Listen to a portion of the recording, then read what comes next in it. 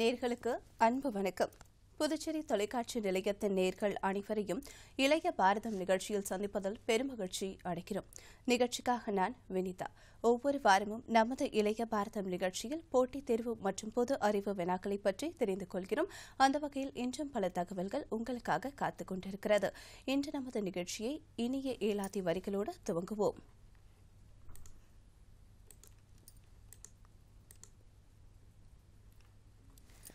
ஆக கல்லாரை ஆயினும் கற்றாரோடு சேர்ந்தொழுகின் நல்லறிவு நாளும் தலைப்படும். தோல்சிறப்பின் ஒன்னிற பாதிரிப்பூ சேர்த்தலால் புத்தோடு தண்ணீருக்கும் தான் இங்கு பயன்தாங்க. அதாவது பழமையான நிறத்தினையும் பளிச்சிடும் நிறத்தினையும் உடைய பாதிரிப்பூவை இடுவதால் புதிய மண்பாண்டத்திற்கும் அத்தண்ணீருக்கும் அப்பூவின் மனமானது கிடைப்பது போல கல்லாரை ஆயினும் கற்றாரோடு சேர்ந்து பழகும் பொழுது நல்லறிவு நாளும் தலைப்படும் என்று இவ்வரிகளானது உணர்த்துகிறது. இந்த அழகான வரிகளோடு இன்று நமது நிகழ்ச்சிக்கு இனிதே செல்வோம். இன்னைக்கு நம்ம நிகழ்ச்சியில டெக்ஸ்ட், இமேஜஸ் அண்ட் தமிழ் சார்ந்த கேள்விகள் கொடுத்திருக்கோம். அது மட்டும் இல்லாம டெக்ஸ்ட்ல பாத்தீங்கன்னா 20 கேள்விகள் இருக்கு. ஒவ்வொரு கொஸ்டின்ஸ்லும் பாத்தீங்கன்னா 4 ஆப்ஷன்ஸ் கொடுத்திருப்போம். சரியான பதில் என்ன அப்படிங்கறத தேர்ந்தெடுத்து பதில் அளிக்கணும். இமேஜஸ்ல 10 கொஸ்டின்ஸ் இருக்கு. பிக்சர் பார்த்து பதில் அளிக்கணும். தமிழ் சார்ந்த கேள்விகளும் உங்களுக்காக கொடுக்கப்பட்டிருக்கிறது. இது மட்டும் இல்லாம இன்னைக்கு நம்ம நிகழ்ச்சியில போட்டி தேர்வு பகுதியில் என்ன பார்க்க போறோம் அப்படின்னு பாத்தீங்கன்னா யூபிஎஸ்சி இன்ஜினியரிங் சர்வீசஸ் 474 காலி பணியிடங்கள் இருக்கு. அதை பத்தியும் அங்கன்வாடி போஸ்ட்டை பத்தியும் இன்னைக்கு நம்ம நிகழ்ச்சியில பார்க்க போறோம். நம்மளுடைய நிகழ்ச்சியில சிறியவர்லேருந்து பெரியவர் வரை கலந்து கொள்ளலாம். நீங்க நம்ம நிகழ்ச்சியில கலந்து கொள்ளணும் அப்படின்னா தொடர்பு கொள்ள வேண்டிய தொலைபேசி எண் 22722487 மற்றொரு எண் 22722665. இந்த 2 நம்பருக்கும் கால் பண்ணி நீங்க எங்களுக்கு தொடர்பு கொள்ளலாம். வாங்க நேர்களே நிகழ்ச்சிக்கு போயிடலாம். ஸோ நிகழ்ச்சியில ஃபர்ஸ்ட் காலர் இருக்காங்க, பேசலாம்.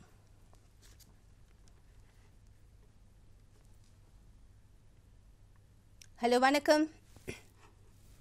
வணக்கம் மேம். வணக்கம், உங்க பேர் சொல்லுங்க. நான் ஜான் பேசுறேன். பேசுறேன். வணக்கம் ஜான், எப்படி இருக்கீங்க? நல்லா இருக்கேன் மேம். ஓகே, எங்க இருந்து கால் பண்றீங்க? வில்லியனூர் மேம், பாண்டிச்சேரி வில்லியனூர். ஓகே. क्वेश्चंसக்குள்ள போலாமா? டெக்ஸ்ட் இருக்கு, இமேஜஸ் இருக்கு, தமிழ் சார்ந்த கேள்விகளும் இருக்கு. இந்த செக்ஷன்ல எது போலாம்? டெக்ஸ்ட் எடுக்கலாம் ma'am. Text. Question number please. Question number 20 இருக்கு ma'am. Question number 20. Okay. Which Indian city is called the city of pearls? முத்துக்கல் நகரம் என்று அழைக்கப்படும் இந்திய நகரம் எது அப்படின்னு கேட்டிருக்காங்க. So Hyderabad, Surat, Kochi, Chennai. Which Indian city is called the city of pearls? முத்துக்கல் நகரம் என்று அழைக்கப்படும் இந்திய நகரம் எது?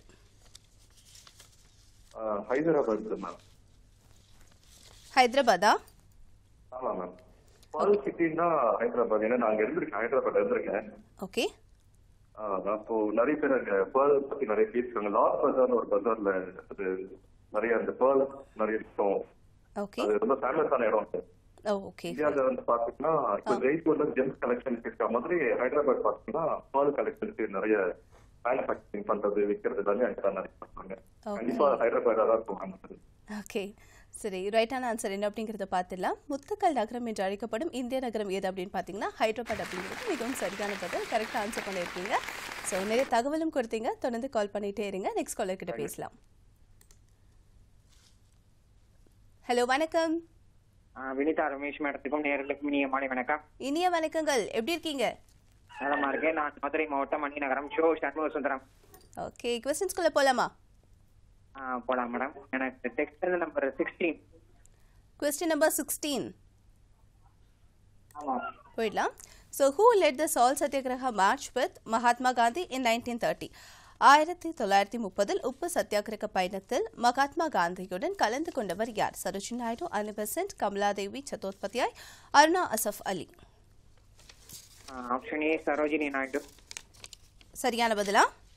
ஆமா மேடம். அவங்கள பற்றி வேற ஏதாவது தகவல் தெரிஞ்சாலும் பகிர்ந்துக்கலாம்.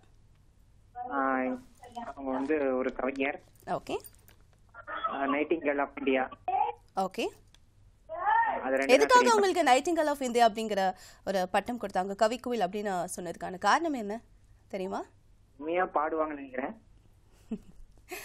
அவங்களுடைய அதாவது கற்பனை திறன் வந்து ரொம்பவே அழகா வந்து கவிதை வடிவில் ரொம்பவே அழகா நம்ம நாட்டுக்கு தேவையான விஷயங்களும் பெண்களுக்கு தேவையான விஷயங்களும் கவிதை நயத்தோட அவங்க சொல்றதுனாலே கவி கோயில்னு சொன்னாங்க அப்படின்னு சொல்றாங்க.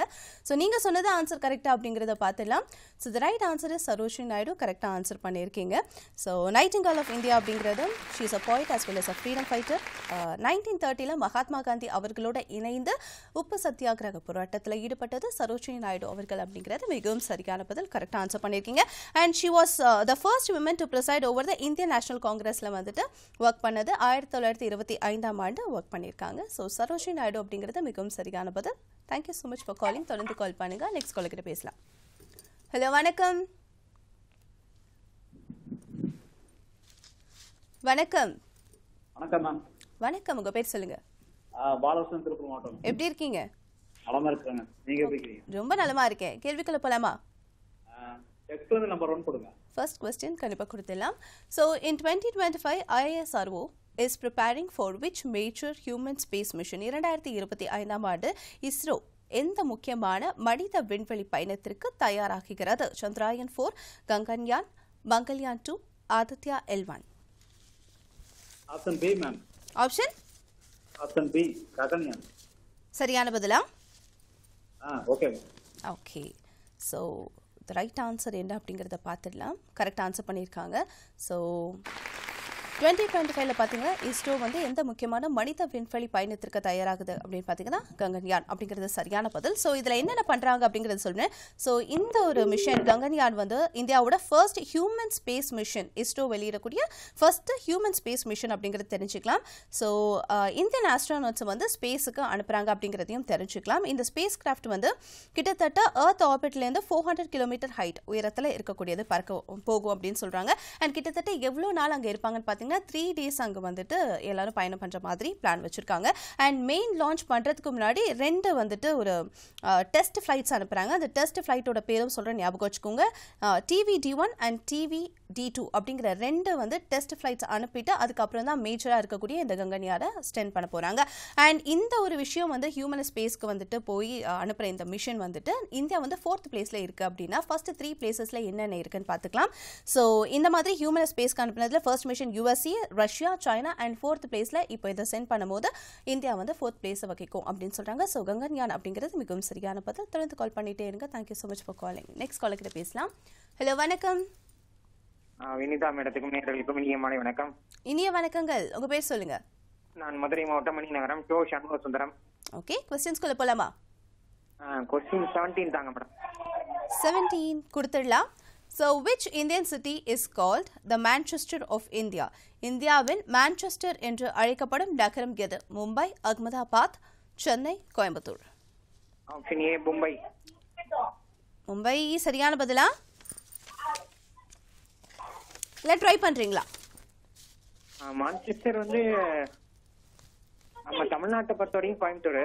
எஸ், ஆக்சுவலி என்னன்னா மான்செஸ்டர் ஆஃப் சவுத் இந்தியா அப்படின்னு கேள்வி கேட்டால் நிச்சயமா வந்துட்டு நீங்கள் சொன்னது கோயம்புத்தூர் அப்படின்றது சரியான பதில். பட் மான்செஸ்டர் ஆஃப் இந்தியா அப்படின்னு மட்டும் கேட்டாங்கன்னா மும்பை, அகமதாபாத், சென்னை, கோயம்புத்தூரில் எது வரும்னு கொஞ்சம் ட்ரை பண்ணி பாருங்க. மும்பை கிடையாது. ஸோ நான் கேட்டிருக்கிறது மான்செஸ்டர் ஆஃப் இந்தியா. சவுத் இந்தியான்னு வந்தால் கோயம்புத்தூர்ன்றது சரியான பதில். பட் மான்செஸ்டர் ஆஃப் இந்தியா அப்படின்னா வேற என்ன வரும்னு ட்ரை பண்ணி பாருங்க. அகமதாபாத் சரியான பதிலா? என்ன ரீசனா இருக்கும்? ஓகே, மான்செஸ்டர் ஆஃப் சவுத் இந்தியான்றது கோயம்புத்தூர் சொன்னீங்க. என்ன காரணத்துக்காக மான்செஸ்டர் ஆஃப் சவுத் இந்தியா அப்படின்றது கோயம்புத்தூருக்கு போச்சு? என்ன காரணத்துக்காக? ஒரு துணி அது சொந்தமான அந்த டர்க்கி மண் சார்ந்த ஏரியா. ஓகே, அதனால மான்செஸ்டர் அங்க வந்து திருப்பூர்லாம் இருக்கு. அதனால இங்க பருப்பு நிறைய விளைக்கும். ஓகே, அதனாலதான் சொல்லுவாங்க. Okay, fine. So the right answer இப்போ நம்ம எது லாக் பண்ணிக்கலாம்? Ahmedabad. Okay, so actually the right answer என்ன அப்படின்னு பார்த்தீங்கன்னா அகமதாபாத் அப்படிங்கிறது மிகவும் சரியான பதில். இதுவும் பார்த்தீங்கன்னா நீங்கள் சொன்ன மாதிரி டெக்ஸ்டைல் இண்டஸ்ட்ரீஸ் இது சார்ந்த விஷயங்களை இருக்கிறதுனாலேயே இதை வந்து என்ன சொல்கிறாங்கன்னா மான்செஸ்டர் ஆஃப் இந்தியா அப்படிங்கிறது அகமதாபாத்துக்கு போகுது. அதை தாண்டி வேறு என்னென்ன விஷயங்கள் இருக்குது அப்படின்னா ஞாபகம் வச்சுக்கோங்க. மகாத்மா காந்தி எஸ்டாப்ளிஷ் பண்ண சபர்மதி ஆசிரம் 1917 இருந்து அது அப்போ தான் எஸ்டாப்ளிஷ் ஆயிருக்கு. அந்த இயரும் ஞாபகம் வச்சுக்கோங்க. 1917 ஆண்டு சபர்மதி ஆசிரம் வந்து அகமதாபாத்தில் உருவாக்கி இருக்கிறத ஞாபகம் வச்சுக்கோங்க. ஸோ அது மட்டும் இல்லாமல் இந்த சால்ட் மார்ச் 1930 வந்து பார்த்தீங்கன்னா other protest had strong support. Ahmedabad பீப்புளாலையும் இந்த டெக்ஸ்டைல் இண்டஸ்ட்ரீஸில் ஒர்க் பண்ண பீப்புளாலையும் ரொம்ப ஸ்ட்ராங்கான சப்போர்ட் வந்து நடந்துச்சு இந்த சால் சத்தியாகிரக போராட்டத்தப்போ அப்படின்னு சொல்கிறாங்க. ஸோ அகமதாபாத் அப்படிங்கிற இடம் தான் மான்செஸ்டர் ஆஃப் இந்தியா அப்படிங்கிறதுக்கு மிகவும் சரியான பதில். Thank you so much for calling. தொடர்ந்து கால் பண்ணிட்டே இருங்க. நெக்ஸ்ட் கால் கிட்ட பேசலாம். ஹலோ வணக்கம். வணக்கம். ஹலோ வணக்கம், உங்க பேர் சொல்லுங்க.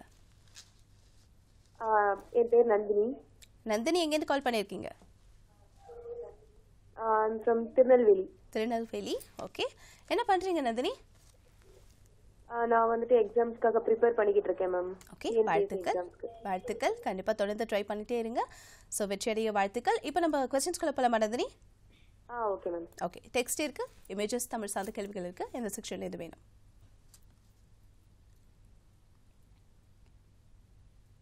Question number 13. So question number 13 போகலாம். Which is India's first underwater metro system launched in 2024? அதாவது 2024ல 2024ஆம் ஆண்டு தொடங்கப்பட்ட இந்தியாவின் முதல் நீருக்கடியில் மெட்ரோ அமைப்பு எது? Mumbai metro, Kolkata metro, Chennai metro, Kochi metro? Kochi metro. கரெக்டான பதிலா? மை ஒப்பீனியன் எனக்கு அது கரெக்ட் மாதிரி தான் தெரியுது. ஓகே, சப்போஸ் அது கொச்சி மெட்ரோவா இல்லைன்னா வேற எதுவாக இருக்கும்? ட்ரை பண்ணுறீங்களா? ஒரே ஒரு சான்ஸ். கொல்கத்தா. கொச்சியா இல்லாட்டி Kolkata maybe. Okay, final answer நம்ம என்ன அப்படின்றத பார்த்துலாமா? ஓகே, ஆக்சுவலி ரைட் ஆன்சர் என்ன அப்படின்னு பார்த்தீங்கன்னா Kolkata metro. India's first under water metro line inaugurated in Kolkata எப்போன்னு பார்த்தீங்கன்னா 2024 அப்படிங்கிறது தான் சரியான பதில். இது வந்து 2024ல் இந்தியாவோட ஃபர்ஸ்ட் அண்டர் வாட்டர் மெட்ரோ சிஸ்டமாக வந்து இதை லான்ச் பண்ணுறாங்க. அண்ட் இது எந்த ரிவர் கடியில் இருக்குன்னு பார்த்தீங்கன்னா ஹூக்லி ரிவர் கீழே. அது ஞாபகம் வச்சுக்கோங்க, இது ஒரு எக்ஸாமில் கேட்ட கொஸ்டின். ஸோ ஹூக்லி ரிவர் கடியில் தான் இது போகுது, கனெக்டிங் ஹவுரா அண்ட் கொல்கத்தா அப்படிங்கிறத ஞாபகம் வச்சுக்கோங்க. ஸோ இந்த ப்ராஜெக்ட் வந்து பார்த்தீங்கன்னா advance tunnel boring and safety டெக்னாலஜிஸோட கடைபிடிக்கப்பட்ட ஒரு விஷயமா இருக்குது. அண்ட் இந்த மெட்ரோ என்னென்னலாம் ப்ரொவைட் பண்ணுது அப்படின்னு பார்த்தீங்கன்னா it's faster, safer and more convenient travel for thousands of commuters அப்படின்னு சொல்கிறாங்க. ஸோ ரொம்ப பாதுகாப்பாக சேஃபாக இருக்கக்கூடிய ஒரு விஷயமா இந்த அண்டர் வாட்டர் மெட்ரோ சிஸ்டம் வந்து பயன்படுது அப்படின்னு சொல்கிறாங்க. So major mile stones in India metro எல்லாத்துக்கும் இது ஒரு முன்னோடியாக அழகான ஒரு எடுத்துக்காட்டாக இருக்குது. ஸோ ஃபாஸ்ட் அண்ட் சேஃப் அப்படின்னு சொல்கிறாங்க. ஸோ ஃபர்ஸ்ட் 2024ல் இனாக்ரேட் பண்ணியிருக்காங்க கொல்கத்தா மெட்ரோ அப்படிங்கிறது தான் சரியான பதில். Thank you so much for calling. Next caller கிட்ட பேசலாம். ஹலோ வணக்கம். வணக்கம் மேம். வணக்கம், உங்கள் பேர் சொல்லுங்கள். பாலசன் திருப்பூர் மாவட்டம். ஓகே, கொஸ்டின்ஸ்குள்ளே போகலாமா? நம்பர் 11 கொடுங்க. Question number 11 கொடுத்துடலாம். So which Indian state is famous for the living root bridges? அதாவது வாழும் வேர் பாலங்களுக்கு பிரபலமான இந்திய மாநிலம் எது? மேகாலயா, அசாம், நாகாலாந்து, மணிப்பூர். அதாவது வாழும் வேர் பாலங்கள்னா என்ன தெரியுதா இந்த இமேஜ்ல கொடுக்கும்போது? தெரியும். யா, அசாம். சரியான பதிலா? ஓகே, ட்ரை பண்றீங்களா? அசாம் தான் கெஸ் பண்றோம். ஓகே, சரி, நம்ம ஆன்சர் என்ன பண்ணலாம்? த ரைட் ஆன்சர் வந்து என்னென்னு பார்த்தீங்கன்னா மேகாலயா. இந்த பிரிட்ஜஸ் நல்லா பார்த்துக்கோங்க. கிட்டத்தட்ட அட் அ டைமில் 50லேருந்து 100 பேர், இட்ஸ் ஆக்சுவலி நேச்சுரல் ப்ராசஸ் தான், 50லேருந்து 100 பேர் வரைக்கும் தங்கக்கூடிய ஒரு விஷயமா இருக்குது. இது வந்து அதாவது ரப்பர் ஃபிக் ட்ரீஸ் மூலியமாக அதோடைய ரூட்லேருந்து உருவாக்கக்கூடிய பாலங்களாகவே இருக்கிறது. 50லேருந்து 100 பீப்புள் வந்து அட் அ டைம் வந்து இதில் கிராஸ் பண்ணி போக முடியும் அப்படின்னு சொல்கிறாங்க. It's 100% natural, eco friendly and extremely durable, long lasting. கிட்டத்தட்ட 100 வருஷங்கள் வரைக்கும் வந்துட்டு இதை பயன்படுத்த முடியும் அப்படின்னு சொல்கிறாங்க. ஃபிக்கஸ் அப்படிங்கிற ட்ரீ, அதாவது ரப்பர் ஃபிக் ட்ரீஸ் உடைய ரூட் மூலியமா நேச்சுரலாக உருவான ப்ராசஸ் தான் இது. இட்ஸ் இன் மேகாலயா, ஞாபகம் வச்சுக்கோங்க. மோஸ்ட்லி இங்கன்னா செரபுஞ்சிலையும் மேகாலயா பிளேசஸ்ல அதிகமாக காணப்படக்கூடிய ஒரு விஷயமா இருக்கு இந்த லிவிங் ரூட் பிரிட்ஜஸ் அப்படிங்கிறத தெரிஞ்சுப்போம். So that is right answer. Thank you so much for calling. தொடர்ந்து கால் பண்ணுங்க. நெக்ஸ்ட் காலர் கிட்ட பேசலாம். ஹலோ வணக்கம். வணக்கம். ஹலோ வணக்கம் மேம், எப்படி இருக்கீங்க? வணக்கம், ரொம்ப நல்லா இருக்கேன். நீங்க எப்படி இருக்கீங்க? நல்லா இருக்கேன் மேம். நான் நாகஜோதி பேசுறேன். தெரிஞ்சும் நாகஜோதி, ஆக்சுவலி நானே சொல்ல நினச்சேன். நீங்கள் வந்து லாஸ்ட் டைம் டிப்ஸ் எல்லாம் கொடுத்தீங்க, எனக்கு ரொம்ப ஹெல்ப்ஃபுல்லாக இருந்துச்சு. நான் அது போட்டதுக்கப்புறம் நான் இப்போ கொஞ்சம் த்ரோட் கிளியர் ஆகிருக்கு. உங்களுக்கு தெரியுதா? ஆமாம் மேம், தெரியுது மேம். இது வந்து நாகஜோதி கொடுத்த டிப்ஸ்னால தான். So thank you so much. தூதுவலை ரொம்பவே யூஸ்ஃபுல்லாக இருந்தது. Thank you so much. ஓகே, கொஸ்டின்ஸ்குள்ள போகலாமா நாகஜோதி? போகலாம் மேம், போகலாம் மேம். ஓகே, டெக்ஸ்ட் இருக்கு, இமேஜஸ் இருக்கு, தமிழ் சார்ந்த கேள்விகள் இருக்கு. மேம் டெக்ஸ்ட் ஏதாவது போடுங்க, நான் ட்ரை பண்றேன், தெரியல தெரிஞ்சுக்கிறேன். ஏதாவது ஓகே. 12th கொஸ்டின் போலாமா? போலாம் ma'am. Who was known as the father of the Indian Renaissance? அதாவது இந்திய மறுமலர்ச்சியின் தந்தை என்று அழைக்கப்படுபவர் யார்? இந்திய மேம் ஓகே, சரியான பதில் அப்படின்றத பார்த்தல. பட் அவரை பத்தி ஏதாவது தெரிஞ்சாலும் தகவலையும் கூட பகிர்ந்துக்கலாம். சதி ஒளிச்சவர் ஐயா தான். வில்லியம் பென்டிக் பிரபுவோட சேர்ந்து. Yeah correct. வில்லியம் பென்டிக் அவர்களோட இணைந்து இந்த சதி அப்படிங்கிற உடன்கட்டை ஏறுதல் அப்படிங்கிறதையும் சைல்டு மேரேஜ் அதையும் வந்துட்டு நிறுத்தினது இவர் தான். ஸோ சரியான பதிலா அப்படிங்கிறத பார்த்துடலாமா? பார்த்துடலாமா? Okay. So the right answer is Rajaram மோகன் ராய் அப்படிங்கிறது சரியான பதில். ஸோ நல்ல கைத்தட்டல் கொடுத்துடலாம் நம்மளுடைய நாகஜோதிக்காக. So he advocated for women rights, அதாவது விமன் எஜுகேஷனாக இருக்கட்டும், சதி நம்மளுடைய காலர் சொன்ன மாதிரி சதி ஒழிக்கணும் அப்படின்னு நினச்சதாக இருக்கட்டும், சைல்டு மேரேஜ் இருக்கட்டும், இது எல்லாத்தையுமே வந்து ஸ்டாப் பண்ணதுக்கு இவர் தான் மூல காரணமாக இருந்தவர். ஸோ இந்திய மறுமலர்ச்சியின் தந்தை அப்படின்னு அழைக்கப்பட்டவர் வேறு யாருமே கிடையாது, ராஜாராம் மோகன் ராய் அப்படிங்கிறது மிகவும் சரியான பதில். தொடர்ந்து கால் பண்ணிட்டே இருங்க. நெக்ஸ்ட் காலர் கிட்ட பேசலாம். Thank you so much for calling. Hello, வணக்கம். வணக்கம். வணக்கம். வணக்கம், உங்க பேர் சொல்லுங்க. என்னோட பேரு சமீனா. ஷமீனா, எங்கிருந்து கால் பண்றீங்க? திருப்பத்தூர். அவங்க டிவி வால்யூம் மட்டும் கொஞ்சம் கம்மி பண்ணிக்கிறீங்களா? பண்ணியாச்சா? ஆமா. ஹலோ, இன்னும் அப்படியே நல்ல சவுண்டா இருக்கே பாப்பா. ஓகே, பேசலாமா? என்ன ஸ்டாண்டர்ட் படிக்கிறீங்க? 5th standard. Very good. Okay, question school போலாமா? கேக்குற ஆன்சர் பண்ணுவீங்களா? ஓகே. ஓகே, எந்த செக்ஷன்ல இருந்து வேணும் பாப்பாக்கு? டெக்ஸ்டா இமேஜஸா? இமேஜஸ். ஓகே, இமேஜஸ்ல क्वेश्चन நம்பர் சொல்லுங்க. 5. Question number 5 Yes. என்ன இருக்குன்னு பார்க்கலாமா?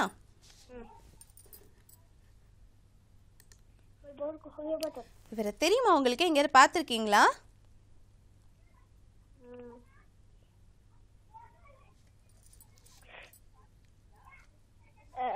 தெரியாது. தெரியாதா? ஓகே, ஒரு க்ளூ கொடுக்குறேன், என்னன்னு ட்ரை பண்ண முடியுமா? சரி, நான் ஆன்சர் சொல்லிடுவாளேனா? ஓகே. ஆக்சுவலி இவர் பேர் வந்து செல்மன் வாக்ஸ்மன். நம்ம எல்லாருக்கும் நம்ம ஷோலே பார்த்துருப்போம். ஸோ அவரோட பிக்சர் கொடுத்துருக்கேன், ஞாபகம் வச்சுக்கோங்க. Major Discovery was streptomycin, the first effective antibiotic against tuberculosis. So அதாவது வந்து டிபிக்கு வந்துட்டு ஆன்டிபயோட்டிக் கண்டுபிடிச்ச மனிதர் இவர் தான் செல்மன் வாக்ஸ்மன். நல்லா பிக்சரை பார்த்துக்கோங்க.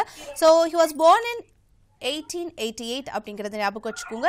உக்ரைனில் பிறந்த ஒரு நபர் இவர். அண்ட் இவர் எந்த ஆண்டு வந்துட்டு நோபல் பரிசு வென்றார் அப்படிங்கிறதையும் ஞாபகம் வச்சுக்கோங்க.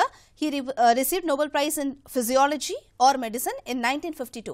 1952ஆம் ஆண்டு இவர் வந்து நோபல் பரிசு வந்து வாங்குறாரு அப்படின்னு தெரிஞ்சுப்போம். ஸோ ஆன்டிபயோட்டிக், அந்த வேர்டு வந்து ஆன்டிபயோட்டிக் அப்படிங்கிற வேர்டு வந்து இவர் கண்டுபிடிச்சி அதுலேருந்து தான் எல்லாருக்கும் வந்துட்டு நெக்ஸ்ட் எல்லாத்துக்கும் ஆன்டிபயோட்டிக் அப்படிங்கிறது வந்தது. ஸோ இவர் தான் ஃபர்ஸ்ட் பர்சன் அந்த டிபிக்கு ஆன்டிபயோட்டிக் கண்டுபிடிச்சது அப்படிங்கிறத தெரிஞ்சுப்போம். செல்மன் வாக்ஸ்மன் அப்படிங்கிறவருடைய புகைப்படத்தை தான் பார்த்தீங்க. So thank you so much for calling. தொடர்ந்து கால் பண்ணுங்க. நெக்ஸ்ட் காலர் கிட்ட பேசலாம். ஹலோ, வணக்கம். இனிய மாலை வணக்கம். நான் மார்ஷ்மின் பேசுறேன், மதுரை மாவட்டத்திலிருந்து பேசுறேன். இனிய வணக்கங்கள். எப்படி இருக்கீங்க? நல்லா இருக்கேன். என்ன பண்ணிட்டு இருக்கீங்க? படிக்கிறீங்களா? படிக்கிறேன். என்ன ஸ்டாண்டர்ட் படிக்கிறீங்க? 5th ஸ்டாண்டர்ட் படிக்கிறேன். ஓகே, क्वेश्चन குள்ள போலாம், ஆன்சர் பண்றீங்களா? Okay madam. ஓகே, டெக்ஸ்ட் வேணுமா? தமிழ் சார்ந்த கேள்விகளும் இருக்கு, ட்ரை பண்றீங்களா? இமேஜ் வந்து நம்பர் டெக்ஸ்ட் வந்து நம்பர் 2. டெக்ஸ்டா? டெக்ஸ்ட் வந்து number 2. Okay, which is the India's first Indian city to be declared as UNESCO City of Literature? UNESCO இலக்கிய நகரம் என்று அறிவிக்கப்பட்ட முதல் இந்திய நகரம் எது? ஜெய்ப்பூர், கொல்கத்தா, கோழிக்கோடு, வாரணாசி? ஆசன்சி கோழிக்கோடு. கோழிக்கோடு எங்க இருக்கு?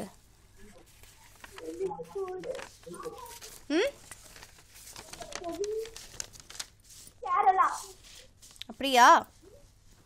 அதுக்கு வேற வேற பேர்லாம் இருக்குல்ல கேரளாக்கு, ஏதாவது பேர் தெரிஞ்சா சொல்றீங்களா?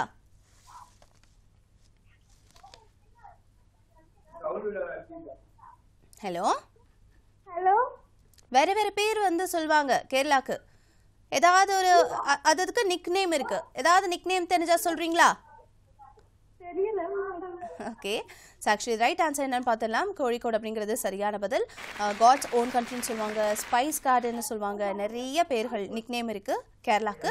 So Kerala's Kozhikode named India's first city of literature by UNESCO. ஞாபகம் வச்சுக்கோங்க. ஸோ இது எப்போ வந்து யுனெஸ்கோ வந்து டிவி வால்யூம் கொஞ்சம் கம்மி பண்ணிக்கோங்க, அப்போ தான் நான் சொல்கிறது உங்களுக்கு கேட்கும். So UNESCO city of literature அப்படின்னு சொல்லிட்டு ஃபர்ஸ்ட் இந்தியன் சிட்டி டிக்ளேர் ஆனது கோழிக்கோடு தான். இது எப்போ டிக்ளேர் பண்ணாங்க அப்படின்றத சொல்கிறேன். அக்டோபர் 2023 யுனெஸ்கோ வந்துட்டு இந்த அங்கீகாரத்தை கொடுக்குறாங்க அப்படின்றத தெரிஞ்சுப்போம். ஸோ நிறைய rich literature culture and strong reading habit வந்து கேரளாவில் இருக்குன்றதுனால கோழிக்கோடு கண்டிப்பாக வந்துட்டு கொடுத்துருக்காங்க இந்த ஒரு விஷயம். ஸோ கோழிக்கோடில் வந்து நிறைய libraries, book festivals and writers group நிறையா இருக்குது அப்படின்றதுனாலையும் இதை கொடுத்துருக்காங்க. அண்ட் இன்னொரு விஷயம், யுனெஸ்கோ வந்துட்டு தேர்ந்தெடுக்கும் போது 55 சிட்டிஸ் வந்து இதில் வந்து பங்கெடுத்திருக்கு. அதில் வந்து முக்கியமாக கோழிக்கோடு அப்படிங்கிறதுக்கு ஃபர்ஸ்ட் பிளேஸ் கொடுத்துருக்காங்கன்றதை சொல்லிடலாம். ஸோ கோழிக்கோடு வந்து it's known for strong reading கல்ச்சருக்காகவே இந்த குறிப்பிட்ட literature award, UNESCO city of literature அப்படிங்கிற இந்த வந்து அவார்டு வந்து கொடுத்துருக்காங்கன்றதை தெரிஞ்சப்போ. ஸோ கோழிக்கோடுக்கு தான் கொடுத்துருக்காங்க அப்படிங்கிறது மிகவும் சரியான பதில். Thank you so much for calling. தொடர்ந்து கால் பண்ணுங்கள். நெக்ஸ்ட் காலர்கிட்ட பேசலாம். ஹலோ, வணக்கம். வணக்கம் மேம். வணக்கம், உங்கள் பேர் சொல்லுங்கள். பாலஸ், திருப்பூர் மாவட்டம் மேம். ஓகே, கொஸ்டின்ஸ்குள்ளே போகலாமா? தமிழ் கொஸ்டின் எதாவது கொடுங்க. தமிழ் கொஸ்டின் நம்பர் 1 ஓப்பன் பண்ணலாமா? ஓகே. பாரதியாரின் சிறப்பு பெயர்கள் சிலவற்றை கூறுக. அவருடைய பெயர் எது வேணா சொல்லலாம். சொல்லும் போது அவருடைய கவிதைகள்லையோ இல்லை பாடல்கள்லையோ ஏதாவது வந்து தெரிஞ்சது இல்லை உங்களுக்கு ஈர்க்கப்பட்ட விஷயங்கள் ஏதாவது நீங்கள் பகிர்ந்துக்கலாம், இல்லை அவரை பற்றின தகவல் கூட பகிர்ந்துக்கலாம். பாரதியார் வந்து பார்த்தீங்கன்னா விடுதலை கவி. ஓகே. நீடு உயிர் வாட வந்த நிலா. ஓகே. அறப்பாட வந்த மரவன். ஓகே. புரட்சி பாடல்கள் அதிகம் இருக்காரு, விடுதலை பாடல்கள் அதிகம் இருக்காரு. ஓகே. அவருடைய கவிதைகள் பாடல்கள் ஏதாவது தெரிஞ்சாலும் சொல்றதா இருந்தா சொல்லலாம். கண்ணன் பாட்டு, குயில் பாட்டு, பாஞ்சாலி சபதம். ஓகே. அவர் எழுதியிருக்காரு. ஓகே. அப்புறம் இந்து சுதேசன் பத்திரிகை சுதேசன் தேசத்துல இருந்திருக்காரு. ஓகே, சரி. நிறைய விஷயங்கள் சொன்னீங்க. மீதி இருக்கிற பேர்களும் அப்படியே முடிஞ்சா படிக்கிறீங்களா, அப்படியே ரீட் பண்றீங்களா இதை? ஓகே ஓகே ஓகே, ரொம்பவே அழகா பதில் சொன்னீங்க. ஸோ பாரதியாரின் சிறப்பு பெயர்கள் சிலவற்றை கொடுத்துருக்கேன், அதையும் பார்த்துக்கோங்க. மகாகவி, மக்கள் கவி, வரக கவி, தேசிய கவி, விடுதலை கவி, அமர கவி, உலக கவி, சிந்துக்கு தந்தை, சீட்டு கவி, ஞானரதம், ஷல்லிதாசன் அப்படிங்க பல்வேறு பெயர்கள் இருக்குது. நிறையா பேர்கள் வந்துட்டு இன்னும் இதில் விடுபட்டிருக்கு. வேறு யாராவது சொல்கிறதா இருந்தாலும் கால் பண்ணி சொல்லுங்கள். ஸோ பாதி வந்து நம்மளுடைய காலர் சொன்னாங்க, மீதி கொஞ்சம் கொடுத்துருக்கேன். ஸோ இவரை பற்றி பாடல் வரிகளோ இல்லை கவிதைகளோ வேறு யாராவது என்கிட்ட சொல்லணும் அப்படின்னா கூட கால் பண்ணி கண்டிப்பாக சொல்லலாம். ஸோ பாரதியாரின் சிறப்பு பேர்கள் பார்த்தாச்சு. Thank you so much for calling. தொடர்ந்து கால் பண்ணிகிட்டே இருங்க. நெக்ஸ்ட் காலர்கிட்ட பேசலாம். ஹலோ, வணக்கம். வணக்கம். ஹலோ, வணக்கம். உங்கள் பேர் சொல்லுங்கள். என் பேர் தானியா. தானியா, எங்கேருந்து கால் பண்ணியிருக்கீங்க? வடுகக்குடி. எங்கே இருக்கு? ஹலோ, எங்கே இருக்கு இந்த இடம்? எங்கே இருக்கு? எரவாஞ்சேரி. அதான் எங்கே இருக்கு, உங்கள் ஊர் எங்கே இருக்குன்னு கேட்குறேன். வடுகக்குடி. அதுதான்டா. வடுகக்குடி அப்படிங்கிறது எந்த டிஸ்ட்ரிக்ட், எந்த இடம்னு கேட்குறேன், எந்த பிளேஸ் அப்படின்னு. திருவாரூர் டிஸ்ட்ரிக்ட். ஓகே. என்ன படிக்கிறீங்க? 9th standard. ஓகே. கொஸ்டின்ஸ்குள்ள போல ஆன்சர் பண்ணுறீங்களா? ஓகே. டெக்ஸ்ட் இருக்குது, இமேஜஸ் இருக்குது, தமிழ் சார்ந்த கேள்விகள் இருக்குது. எந்த செக்ஷன் வேணும்? செக்ஷன் சிலேருந்து நம்பர் 4th கொஸ்டின்.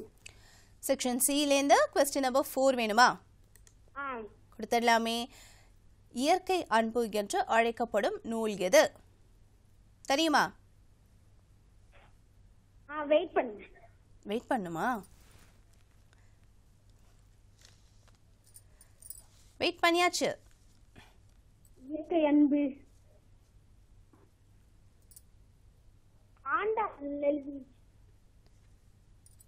இந்த பிக்சர் கொடுத்துருக்கேன்ல, இதுக்கும் ஏதோ ஒன்று ரிலேட்டடாக இருக்கும்.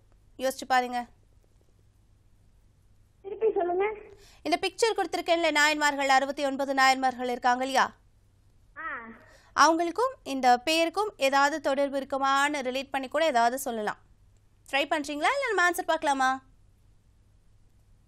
வேற ஏதாச்சும் க்ளூ கொடுங்க. 69 நாயன்மார்கள் இருக்காங்க இல்லையா, அவங்கள பத்தி சொல்ற ஒரு விஷயம் தான் இது. 68 நாயன்மார்கள் தெரியுமா உங்களுக்கு? யார் யாருன்னு ஏதாவது ஒரு நாயன்மார் பத்தி சொல்லுங்களேன், தெரியுமா? அது சொன்னா கூட போதும். திருஞான சம்பந்தர். ஓ ஓகே ஃபைன். அப்போ நம்ம ஆன்சர் பார்க்கலாமா இதில் என்ன இருக்குன்னு? ஓகே. இயற்கை அப்படி அன்பு அப்படின்னா என்னன்னா பெரிய புராணம் இருக்கு. பெரிய புராணம் தெரியுமா? பெரிய புராணத்தோடைய மற்றொரு பெயர் தான் இயற்கை அன்பு. இயற்கை ஓவியம் அப்படின்னா 10 பாட்டை சொல்லுவாங்க. இயற்கை தவம் அப்படின்னா சிந்தாமணியை சொல்லுவாங்க. இயற்கை பரிணாமம் அப்படின்னா கம்பராமாயணத்தை சொல்லுவாங்க. பெரிய புராணம் வந்து என்ன அப்படின்னா, நம்ம பெரிய புராணம்னா இயற்கை அன்புன்னு சொன்னோம் இல்லையா, அதுக்கும் இதுக்கும் என்ன ரிலேட்டிவ் அப்படின்னு பார்த்துக்கோங்க.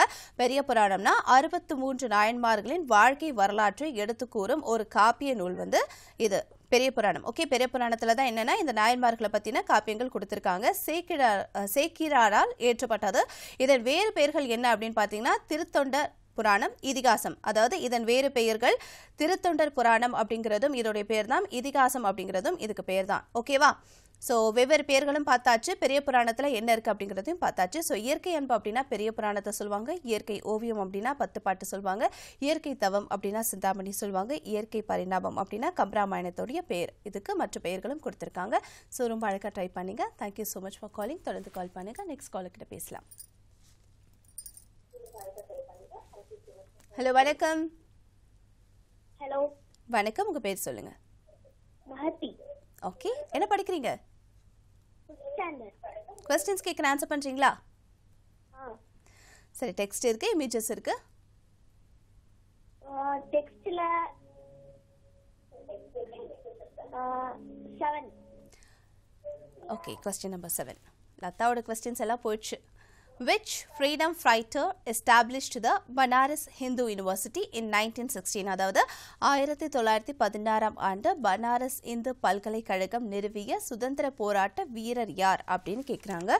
ஸோ ரவீந்திரநாத் தாகூர் ஐயா அவர்கள், மதன் மோகன் மலாவியா, பால் கங்காதர் திலக், அன்னி பெசன்ட். இதில் யார் வந்து 1916ல் பனாரஸ் இந்து பல்கலைக்கழகம், பனாரஸ் ஹிந்து யூனிவர்சிட்டி அப்படிங்கிற ஒரு யூனிவர்சிட்டியை நிறுவிய எஸ்டாப்ளிஷ் பண்ண சுதந்திர போராட்ட வீரர் யார் அப்படின்னு கேட்குறாங்க.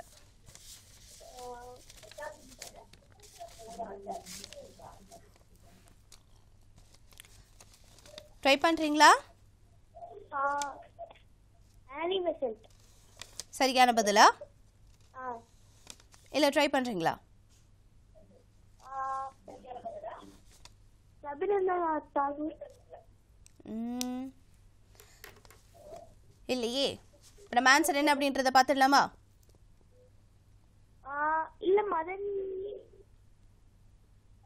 யார் ஃபிக்ஸ் பண்ணலாம்? மதன் மோகன் மால்வியா. ஓகே, நம்ம ஆன்சர் என்னன்றதை பார்க்கலாமா? கெஸ் பண்றீங்களா? இல்ல ஓகே. ஓகேவா? சரி, இந்த இமேஜில் இருக்கிறது தான் அந்த பனாரஸ் ஹிந்து யூனிவர்சிட்டி. இந்த இமேஜ் பார்த்துக்கோங்க. ஸோ இவர் தான் வந்து பார்த்தீங்கன்னா மதன் மோகன் மலாவியா அப்படிங்கிறது மிகவும் சரியான பதில். 1916ஆம் ஆண்டு பனாரஸ் இந்து பல்கலைக்கழகம் நிறுவிய சுதந்திர போராட்ட வீரர் யார் அப்படின்னு பார்த்தீங்கன்னா நம்மளுடைய மதன் மோகன் மலாவியா அவர்கள் தான். 1916ல் எங்கே இதை நிறுவுறாங்க அப்படின்னு பார்த்தீங்கன்னா வாரணாசியில் நிறுவுறாங்க அப்படிங்கிறத தெரிஞ்சுப்போம். He's a freedom fighter, educationalist and social reformer அப்படிங்கிறத தெரிஞ்சுப்போம். ஸோ இந்த BHU அப்படின்னு ஷார்ட் ஃபார்மாக சொல்லுவாங்க பனாரஸ் ஹிந்து யூனிவர்சிட்டியை. இந்த ஹிந்து யூனிவர்சிட்டி பார்த்தீங்கன்னா ஏஷியாலே லார்ஜஸ்ட் ரெசிடென்ஷியல் யூனிவர்சிட்டியா இந்த குறிப்பிட்ட பனாரஸ் ஹிந்து யூனிவர்சிட்டி தான் இது வரைக்கும் திகழ்கிறது. அண்ட் இது எதோடைய சாராம்சம் அப்படின்னு பார்த்தீங்கன்னா to provide modern education rooted in Indian கல்ச்சரும் வேல்யூவும் ப்ரொமோட் பண்ணுற விதமாக தான் இந்த யூனிவர்சிட்டியானது ஸ்டார்ட் பண்ணியிருக்காங்க. அண்ட் இவருக்கு இன்னொரு நிக்நேமும் இருக்குது, இது ஞாபகம் வச்சுக்கோங்க. He was given the title Mahamana for his noble character and service to nation. So இவருடைய இன்னொரு பேர் என்ன அப்படின்னு பார்த்தீங்கன்னா மகாமனா அப்படிங்கிறத தெரிஞ்சுப்போம். So thank you so much for calling. நம்மளுடைய இளைய பார்த்தம் நிகழ்ச்சியில் ஒரு சிறிய இடைவேளைக்கு பிறகு நிகழ்ச்சி தொடரும்.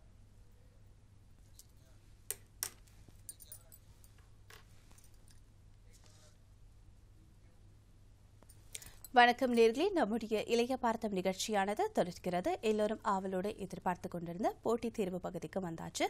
ஸோ என்னென்ன ரெக்ரூட்மெண்ட் இருக்குது அப்படிங்கிறத பார்க்கலாம்.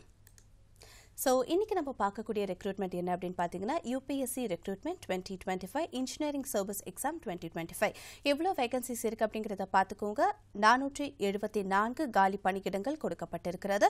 எலிஜிபிலிட்டி கிரைட்டீரியா என்ன அப்படின்னு பார்த்தீங்கன்னா பிஇ பிடெக் எம்எஸ்சி முடிச்சவங்க இதுக்காக தாராளமாக அப்ளை பண்ணலாம். ஸோ லாஸ்ட் டேட் வந்து 16/10/2025 டேட் கொடுத்துருக்காங்க.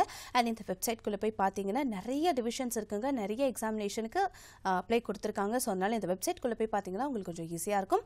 https://upsconline.nic.in அப்படிங்கிற வெப்சைட்குள்ளே போய் பார்த்தீங்கன்னா உங்களுக்கு நிறைய டீட்டெயில்ஸ் உள்ள காத்துட்ருக்கு. ஸோ நெக்ஸ்ட் பேஜ் போகலாம். So organisation name union public service commission. as I said before, notification time கொடுத்துருக்காங்க. ஸோ 26/9/2025 அனௌன்ஸ் பண்ணியிருக்காங்க. 16 வரைக்கும் டைம் இருக்குது உங்களுக்கு. So job category Tamil Nadu government jobs, employment regular basis and 474 engineering service எக்ஸாமினேஷனுக்கு post எடுக்கிறாங்க. So all over India starting date கொடுத்துருக்காங்க and last டேட்டும் கொடுத்துருக்காங்க, பார்த்துக்கோங்க. So current UPSC job opening, UPSC eligibility criteria கொடுத்துருக்காங்க. ஸோ இதுக்கு வந்து என்னென்ன போஸ்ட்க்கு எடுக்கிறாங்கன்றதையும் தெரிஞ்சுக்கோங்க. கேட்டகரி 1 வந்து சிவில் இன்ஜினியரிங் அவங்களுக்கு, கேட்டகரி 2 வந்து பார்த்தீங்கன்னா மெக்கானிக்கல் இன்ஜினியரிங், கேட்டகரி 3 வந்து எலக்ட்ரிக்கல் இன்ஜினியரிங், ஸோ கேட்டகரி 4 வந்து எலக்ட்ரானிக் அண்ட் டெலிகம்யூனிகேஷன் இன்ஜினியரிங். இந்த போஸ்ட்டுக்கெல்லாம் ஃபாலோவிங் கேட்டகரிஸ்க்கு ஆள் எடுக்கிறாங்க அப்படிங்கிறது தெரிஞ்சுக்கோங்க. ஸோ இது முடிச்சிருக்கவங்க இருந்தீங்கன்னா கண்டிப்பாக போய் அப்ளை பண்ணுங்கள். வெப்சைட்டை முதல்ல போய் செக் பண்ணிக்கோங்க. அண்ட் கேட்டகரி 1ல என்னென்ன எடுக்கிறாங்க அப்படின்றத கொடுத்துருக்கேன். கேட்டகரி 1ல சிவில் இன்ஜினியரிங்க்கு குரூப் ஏ சர்வீஸ் போஸ்ட் என்னென்ன, இதுக்கு கீழே எத்தனை போஸ்ட் வருதுன்னு பார்த்துக்கோங்க. ஸோ சென்ட்ரல் இன்ஜினியரிங் சர்வீஸ் எடுக்கிறாங்க, சென்ட்ரல் இன்ஜினியரிங் சர்வீஸ் ரோட்ஸ்க்கு எடுக்கிறாங்க group A civil engineering post. And survey of India group A service, AEE civil in border roads engineering service and central water engineering group A service, Indian skill development service எடுக்கிறாங்க and Indian railway management சர்வீஸும் எடுக்கிறாங்க, சிவிலில் வருது. So Indian railway management service stores civil engineering போஸ்ட்டுக்கு எடுக்கிறாங்க. So category 1க்கே எவ்வளோ post இருக்குது அப்படின்னு பார்த்துக்கோங்க. அண்ட் கேட்டகரி 2ல மெக்கானிக்கல் இன்ஜினியரிங்க்கு கொடுத்துருக்காங்க, சர்வீஸ் அண்ட் போஸ்ட் ரெண்டுமே கொடுத்துருக்காங்க. So AEE in GSI engineering post, Indian naval material management சர்வீஸ்க்கு கொடுத்துருக்காங்க, டிஃபென்ஸ் ஏரோநாட்டிக்கல் குவாலிட்டி அஷூரன்ஸ் சர்வீஸ்க்கும் கொடுத்துருக்காங்க, AEE electrical and mechanical in border roads engineering service கொடுத்துருக்காங்க, இந்தியன் ஸ்கில் டெவலப்மெண்ட் சர்வீஸ் கொடுத்துருக்காங்க. அது மட்டும் இல்லாமல் இந்தியன் ரயில்வே மேனேஜ்மெண்ட் சர்வீஸ்க்கு மெக்கானிக்கலில் போஸ்ட் கொடுத்துருக்காங்க. And Indian railway management service அப்படின்னு சொல்லிட்டு பல்வேறு தரப்பட்ட போஸ்ட் வந்து கேட்டகரி 2 மெக்கானிக்கல் இன்ஜினியரிங்கே கொடுத்துருக்காங்க. ஸோ பார்த்தீங்கன்னா உங்களுக்கு தெரியும்.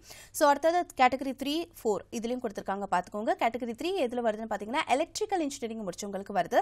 இதில் central electrical and mechanical engineering service இருக்குது and Indian naval material management service, central power engineering service grade A, electrical engineering post இருக்குது. So defence aeronautical quality assurance service இருக்குது. So Indian skill development service இருக்குது. So இது பார்த்தீங்கன்னா உங்களுக்கு idea கிடைக்கும். And category 4 வந்து யாருக்குன்னு பார்த்தீங்கன்னா எலக்ட்ரானிக்ஸ் அண்ட் டெலிகம்யூனிகேஷன் இன்ஜினியரிங் முடிச்சவங்களுக்கு. அதில் என்னென்ன போஸ்ட் இருக்குன்னு பார்த்துக்கோங்க. இந்தியன் ரேடியோ ரெகுலேட்டரி சர்வீஸ் இருக்குது, Indian telecommunication and Indian naval material management service இருக்குது, defence aeronautical quality assurance service இருக்குது, Indian skill development service junior telecom officer, Indian enterprises development service அப்படின்னு சொல்லிட்டு இந்த போஸ்ட் எல்லாம் கொடுத்துருக்காங்க. ஸோ 4 கேட்டகரியிலையும் என்னென்ன கொடுத்துருக்காங்கன்றத ஒரு ஐடியா கொடுத்துருக்கேன், பாருங்கள். அண்ட் இதோடைய எஜுகேஷனல் குவாலிஃபிகேஷன் ஒவ்வொன்றுத்துக்கும் டிஃபர் ஆகும், அதனால அதையுமே கொடுத்துருக்கேன். வெப்சைட்டில் உங்களுக்கு டீட்டெயிலாக கொடுத்துருப்பாங்க, பார்த்துக்கோங்க. ஸோ பேசிக் மட்டும் நான் சொல்கிறேன். Educational qualification for UPSC as on 16/10/2025 படி நீங்கள் என்ன முடிச்சிருக்கணுன்றதுக்கு கொடுத்துருக்காங்க. Degree in engineering from accredited university, ஒரு ரெகக்னைஸ்ட் யூனிவர்சிட்டியில் you have to be completed degree in engineering. So pass section A and B of the institution examination முடிச்சிருக்கணும். So obtain degree கண்டிப்பாக முடிச்சிருக்கணும். or else diploma in engineering from such a foreign university முடிச்சிருக்கலாம் அப்படின்னு சொல்கிறாங்க. Passed graduate membership examination முடிச்சிருக்கணும். So passed associate membership exam part 2 and 3 முடிச்சிருக்கணும். obtain a graduate membership examination முடிச்சிருக்கோம். So ஜென்ரலாக என்ன கொடுத்துருக்காங்கன்னா பிஇ பிடெக் எம்எஸ்சி முடிச்சவங்க இருக்கலாம். ஸோ டிகிரி இன் இன்ஜினியரிங் இல்லை டிப்ளமோ இன் இன்ஜினியரிங் முடிச்சவங்களா கண்டிப்பாக இருக்கலாம். ஸோ இதுதான் பேசிக் கொடுத்துருக்காங்க. பட் ஒவ்வொரு குவாலிஃபிகேஷனுக்கும் வந்து ஒவ்வொரு எலிஜிபிலிட்டி க்ரைட்டீரியா இருக்குது. ஸோ வெப்சைட்குள்ளே டீட்டெயிலாக கொடுத்துருக்காங்க.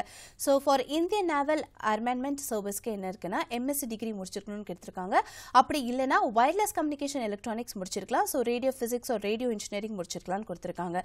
So for Indian radio regulatory service group ஏக்கு என்ன முடிச்சிருக்கணும்னா எம்எஸ்சி கிராஜுவேட் பண்ணியிருக்கணும். அப்படி இல்லைனா அதுக்கு ஈக்குவலண்ட்டாக with wireless communication electronics, radio physics or radio engineering as a subject or master degree in science முடிச்சிருக்கணும். மாஸ்டர் டிகிரி சயின்ஸில் முடிக்கும் போது ஃபிசிக்ஸ் அண்ட் ரேடியோ கம்யூனிகேஷன் முடிச்சிருக்கணும்னு சொல்கிறாங்க. அப்படி இல்லைனா எலக்ட்ரானிக்ஸ் முடிச்சிருக்கலாம், அப்படி இல்லைனா டெலிகம்யூனிகேஷன் ஆஸ் அ ஸ்பெஷல் சப்ஜெக்டாக முடிச்சிருந்தா இதுக்கு நீங்கள் எலிஜிபிள் அப்படின்னு சொல்கிறாங்க. ஸோ ஏஜ் லிமிட்டும் கொடுத்துருக்காங்க பார்த்துக்கோங்க. A candidate for this examination must have attained the age of 21 years மிகாமல் இருக்கக்கூடாது. ஸோ அட்லீஸ்ட் 21 இயர்ஸ்லேருந்து இருக்கணும். ஸோ 30 இயர்ஸ் வரைக்கும் மேக்ஸிமம் கொடுத்துருக்காங்க. And the upper age limit 30 years வரைக்கும் கொடுத்துருக்காங்க. ரிலாக்ஸேஷனும் கொடுத்துருக்காங்க. And relaxation for upper age limit ஒவ்வொருத்தவங்களுக்கு வயது தளர்வு என்னென்ன கேட்டகரிக்கு இருக்குன்றது உங்களுக்கு பார்க்க முடியும். ஸோ எஸ்சி அண்ட் எஸ்டி அப்ளிகன்ஸ்க்கு வந்து +5 இயர்ஸ் வந்து ஏஜ் ரிலாக்ஸேஷன் கொடுத்துருக்காங்க. ஓபிசி அப்ளிகன்ஸ்க்கு வந்து 3 இயர்ஸ் கொடுத்துருக்காங்க. பிடபிள்யூபிடி ஜென் இடபிள்யூஎஸ்க்கு அப்ளிகன்ஸ்க்கு 10 இயர்ஸ் ப்ளஸ் கொடுத்துருக்காங்க. ஸோ இது பார்த்தீங்கன்னா உங்களுக்கே தெரியும். பிடபிள்யூடிலே எஸ்சி எஸ்டி கேண்டிடேட்ஸ்க்கு 15 இயர்ஸ் அண்ட் ஓபிசிக்கு வந்து 13 இயர்ஸ் அண்ட் எக்ஸ் சர்வீஸ்மேன் அப்ளிகன்ஸ்க்கு வந்து ஆஸ் பர் கவர்மெண்ட் பாலிசிஸ் கொடுத்துருக்காங்க. ஸோ மெத்தட் ஆஃப் செலெக்ஷன் பார்த்துடலாம். ஸோ ஸ்டேஜ் 1 வந்து பார்த்தீங்கன்னா ப்ரிலிமினரி எக்ஸாமினேஷன் கொடுத்துருப்பாங்க. ஸ்டேஜ் 2 வந்து பார்த்தீங்கன்னா மெயின் எக்ஸாமினேஷன் கொடுத்துருக்காங்க.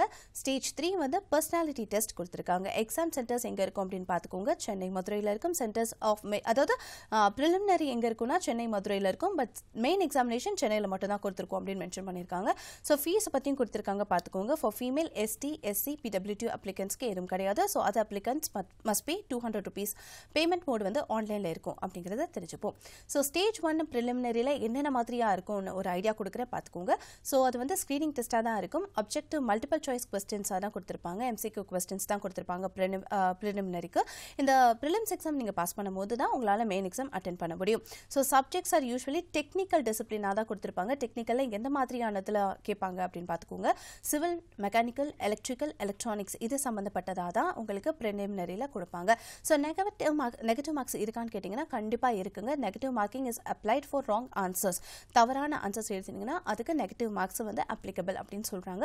ஸோ ஸ்டேஜ் 2 வந்து பார்த்தீங்கன்னா மெயின் எக்ஸாமினேஷன் இருக்குது. ஸோ மெயின் எக்ஸாமினேஷன் வந்து ரிட்டனில் வரும். So only candidates qualifying prelims can appear to main examination. So preliminary examination பார்த்தீங்கன்னா எம்சிக்யூவில் நீங்கள் சாய்ஸ் ஸ்க்ரீனிங்கில் நீங்கள் டைப் பண்ணுற மாதிரி இருக்கும்.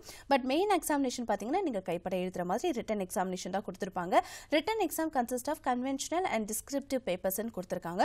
Subjects are technical papers are relevant to your engineering discipline. நீங்கள் நான் சொன்ன மாதிரி கேட்டகரி 4 கேட்டகரிஸில் நீங்கள் என்ன முடிச்சிருக்கீங்களோ அது ரிலேட்டடாக உங்களுக்கு வந்து மெயின் எக்ஸாம் இருக்கும்.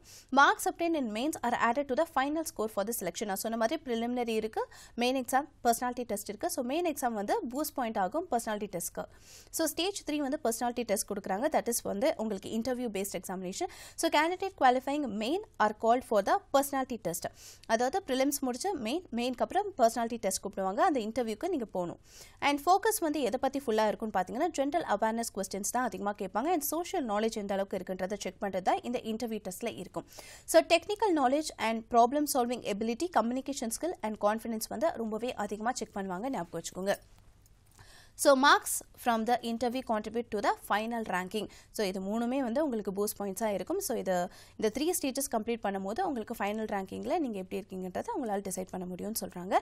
And that's it. இது வந்து சோஃபார் நான் உங்களுக்கு கொடுத்தது வந்து யூபிஎஸ்சி எக்ஸாமினேஷனை பற்றி.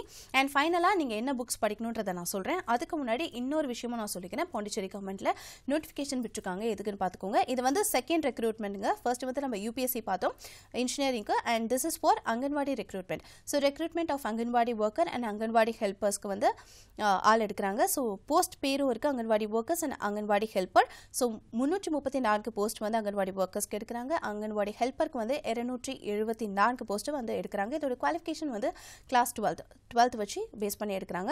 Age limit 18 to 35 years. And honorarium வந்து பார்த்தீங்கன்னா அங்கன்வாடி ஒர்க்கர்ஸ்க்கு 6,000 அண்ட் அங்கன்வாடி ஹெல்பர்ஸ்க்கு வந்து பார்த்தீங்கன்னா ₹4,000. அண்ட் யூ கேன் ஆல்சோ நீங்களே வந்து இதை செல்ஃபாக அப்ளை பண்ணிக்க முடியும். The online Google form can be assessed and submitted and இந்த ஸ்கேனர் மூலியமாக உங்களால் போய் அதை அப்ளை பண்ணிக்க முடியும் அப்படின்னு சொல்கிறாங்க. ஸோ 12th வச்சு தான் இந்த ஒரு குறிப்பிட்ட ஒரு போஸ்ட் வந்து எடுக்கிறாங்க. அப்படிங்கிற பட்சத்தில் நீங்களே அப்ளையும் பண்ணிக்கலான்றதை ஞாபகம் வச்சுக்கோங்க. ஸோ நம்ம யூபிஎஸ்சி எக்ஸாமினேஷனுக்கு என்னென்ன புக்ஸ் படிக்கணும் அப்படிங்கிறத நான் சொல்கிறேன், நோட் பண்ணி வச்சுக்கோங்க. ஸோ யூபிஎஸ்சியில் வந்து ஜென்ரல் ஸ்டடீஸ்க்கும் இன்ஜினியரிங் ஆப்டிடியூடுக்கு பேப்பர் 1 ப்ரிலிம்ஸ் அண்ட் மெயினுக்கு வந்து நீங்கள் என்ன புக்ஸ் படிக்கணும் அப்படின்னு ஞாபகம் வச்சுக்கோங்க. லூசென்ஸோடைய நம்ம நிறைய ப்ரோக்ராம்ஸில் வந்து இவரோடது தான் அதிகமான ஒரு புக்ஸ் கொடுத்துருக்காங்க. ஸோ லூசன்டோடைய ஜென்ரல் நாலேஜ் புக்ஸ் வந்து படிக்க சொல்கிறாங்க.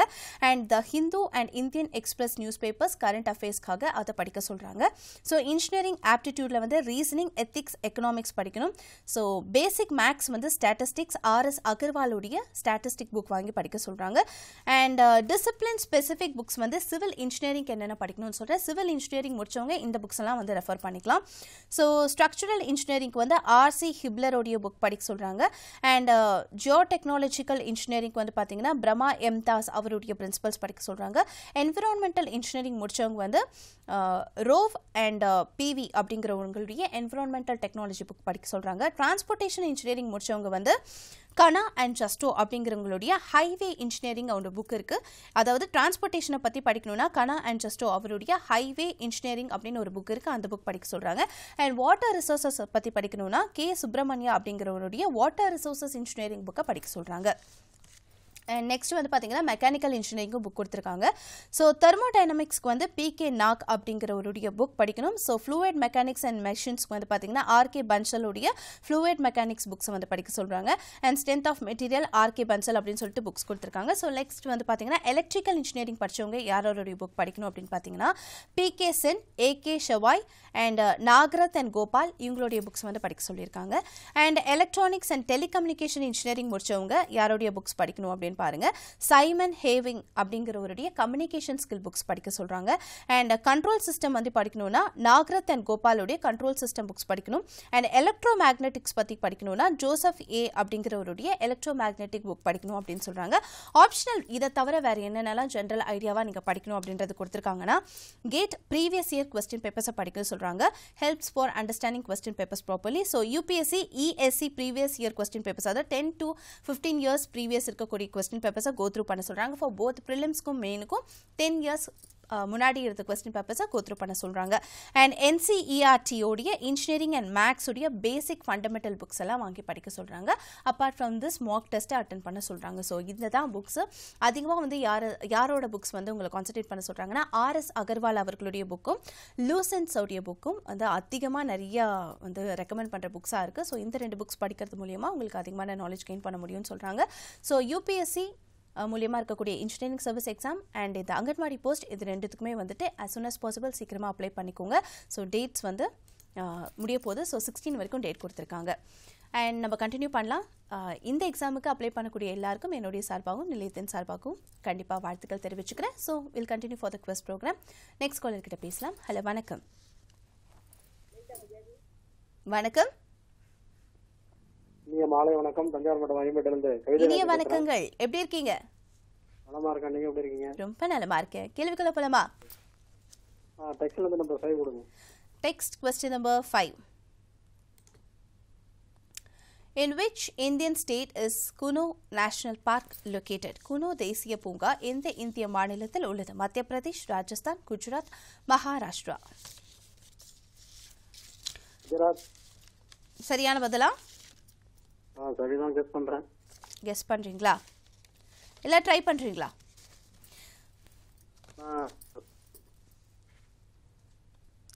ஸோ குனோ அப்படிங்கிற நேஷனல் பார்க் வந்து பார்த்தீங்கன்னா இது குறிப்பாக வந்து எதுக்காக பேர் போன பார்க் அப்படின்னு பார்த்தீங்கன்னா சீட்டாக்காகவே. ரீஇன்ட்ரோடக்ஷன் ஆஃப் சீட்டா, அதாவது இவங்களுடைய இனங்கள் வந்து அழிந்து போகும்பொழுது நிறைய இடத்துலேருந்து ஆப்பிரிக்கன் கண்ட்ரீஸ்லேருந்து நிறைய சீட்டாஸை கொண்டு வந்து இந்த இடத்துல அதாவது பாதுகாக்கணுன்றதுக்காக கொண்டு வந்து வச்சாங்க. ஸோ எந்த இடம் அப்படின்னா சரியான பதில் மத்திய பிரதேசில் தான் இந்த குனோ தேசிய பூங்கா வந்து இருக்குது. ஸோ பேர் போனது எதுக்குன்னு பார்த்தீங்கன்னா சீட்டாக்காக தான், ஞாபகம் வச்சுக்கோங்க. So it is located in Sheopur district of Madhya Pradesh அப்படின்னு ஞாபகம் வச்சுக்கோங்க. And it is originally wildlife sanctuary, later on national பார்க்காக மாறிச்சு. வைல்ட் லைஃப் சாங்சுரியாக இருந்தது, நேஷனல் பார்க்காக எப்போ மாறிச்சுன்னா 2018 மாறிச்சு, ஞாபகம் வச்சுக்கோங்க. ஸோ அவங்க ஒரு ப்ராஜெக்ட் பண்ணுறாங்க. என்ன ப்ராஜெக்ட்னா சீட்டா ரீஇன்ட்ரோடக்ஷன் ப்ராஜெக்ட் வந்து ஸ்டார்ட் பண்ணுறாங்க. 2022 வந்து சீட்டா ரீஇன்ட்ரோடக்ஷன் அப்படிங்கிற ஒரு ப்ராஜெக்ட் குனோ நேஷனல் பார்க் வந்து ஸ்டார்ட் பண்ணுறாங்க. ஸோ என்ன பண்ணுறாங்கன்னா ஆப்பிரிக்கன் சீட்டாஸை வந்து கொண்டு வராங்க. எங்கேருந்து கொண்டு வராங்கன்னா நமீபியாலேருந்தும் சவுத் ஆஃப்ரிக்காலேருந்தும் இந்த சீட்டாஸை கொண்டு வந்து சேஃப்கார்ட் பண்ணணும், இவங்களோட இனங்கள் அழிந்து வருது அப்படிங்கிறதுக்காக இந்த குறிப்பிட்ட குனோ நேஷனல் பார்க் தான் என்ன பண்ணுறாங்கன்னா இந்த இனத்தை வந்து பாதுகாக்கணும்னு சொல்லிட்டு ஆப்பிரிக்கன் கண்ட்ரீஸ்லேருந்து கொண்டு வந்து இந்த ரீஇன்ட்ரடக்ஷன் ஆஃப் சீட்டா அப்படிங்கிற ஒரு ப்ராஜெக்டை ஸ்டார்ட் பண்ணுறாங்க. ஸோ ஸ்டார்ட் பண்ண இடமும் இதுதான். ஸோ 2022 ஸ்டார்ட் பண்ணுறாங்க அப்படிங்கிறத தெரிஞ்சுக்கலாம். வைல்ட் லைஃப் சாங்சுரியாக இருந்த இந்த இடம் நேஷனல் பார்க்காக 2018 மாறிச்சு அப்படிங்கிறதையும் தெரிஞ்சுக்கலாம். ஸோ இது வந்து மத்திய பிரதேசில் இருக்கக்கூடிய இடம் தான். So Kuno national park is located இன் மத்திய பிரதேஷ் அப்படிங்கிறது சரியான பதில். Thank you so much for calling. தொடர்ந்து கால் பண்ணுங்க. நெக்ஸ்ட் கால் கிட்ட பேசலாம். ஹலோ வணக்கம். Hello ma'am. வணக்கம், உங்க பேர் சொல்லுங்க. நாகஜோதி பேசுறேன் மேம். வாங்க நாகஜோதி, क्वेश्चंसக்குள்ள போலாமா? போலாம் மேம். ஓகே, எந்த क्वेश्चन வேணும்? டெக்ஸ்ட் இருக்கு, இமேजेस இருக்கு, தமிழ் சார்ந்த கேள்விகள் இருக்கு. தமிழ் ட்ரை பண்றேன் மேம். தமிழா? Yes ma'am. பண்ணலாமே. ஓகே, 2 and 3 இருக்கு இல்லையா? திருக்குறள் சார்ந்த கேள்விகள் நினைக்கிறேன். ஓகே, பார்க்கலாமா? பாருங்க மேம். 2-ஆ 3-ஆ? ஏதாவது ஒன்று உங்களுக்கு பிடிச்சது. எனக்கு பிடிச்சதா? ஓகே, 2. ஒரே சொல் 6 முறை வரும் குறள் எது? ஒரே சொல் 6 முறை. ஒரே சொல் 6 முறை வருமா நாகஜோதி? நான் விளக்கலாம் அதுவும் வராது. தெரியல மேம், தெரிஞ்சுக்கிறேன். உங்களுக்கு பிடிச்ச ஒரு திருக்குறள் சொல்லாமே, ஒரு தத்துவத்தோட நேர்களுக்கு சொல்லிட்டீங்கன்னா நல்லா இருக்குமே. உங்களுக்கு பிடித்தமான ஒரு மாந்தற்கு கட்டணை சூரும் அறிவு. ஓகே, நல்ல நூல்களை படிக்க ஆற்று மண்ணை தோண்டும் போது எப்படி நீர் ஊற்று பெறுகிறதோ நல்ல நூல்களை படிக்க நம்மளுக்கு அறிவு வளரும். கரெக்ட், ரொம்பவே அழகான ஒரு குறள் வந்து சொல்லியிருக்கீங்க. ஸோ படிக்க அறிவும் ஆற்றலும் வளர்ந்து கொண்டே இருக்கும் அப்படின்னு. ஸோ ரொம்ப அழகான ஒரு தத்துவம் சொல்லியிருக்கீங்க. ஒரே சொல் 6 முறை வரும் குறள் எது அப்படின்றத பார்த்துடலாம். படிக்கிறீங்களா இது? அப்படியே பண்ணிக்கலாம், ரீட் பண்ணிக்கலாம். இந்த குறள் வந்து பாத்தீங்கன்னா 350வது குறள். இந்த குறள் மட்டும்தான் ரிப்பீட்டடா 6 தடவை வந்து அந்த சொல் வந்து ரிப்பீட் பண்ணுவோம் அப்படின்னு சொல்றாங்க. அப்படியே படிங்களேன். உடனே இப்ப தெரியல எனக்கு. இந்த குறள் படிச்சிருக்கேன். பற்றுக பற்றுத்தான் பற்றினை அப்பற்றை பற்றுக பற்று விடற்கு.